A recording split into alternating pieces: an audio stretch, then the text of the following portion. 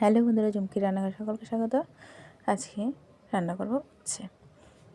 উচ্ছেটা কিন্তু আমাদের প্রত্যেকের শরীরের পক্ষে অত্যন্ত উপকারী। এই উচ্ছে যাদের ডায়াবেটিস আছে তাদের জন্য অতি আবশ্যক। আর তেতো জিনিসটা খেলে কিন্তু আমাদের রক্ত পরিষ্কার থাকে, সঙ্গে চুলকানি, অ্যালার্জি এগুলো থেকে আমরা মুক্তি পাই। তো এইভাবে যদি উচ্ছেটা আমরা রান্না করে নিই তাহলে খেতে খুবই ভালো লাগে আর তেতোটাও কম লাগে। তো উচ্ছেটা ধুয়ে কেটে বীজগুলোকে ফেলে দিয়েছি, তারপরে সামান্য নুন আর হলুদ দিয়ে মেখে রেখেছি কিছুক্ষণ।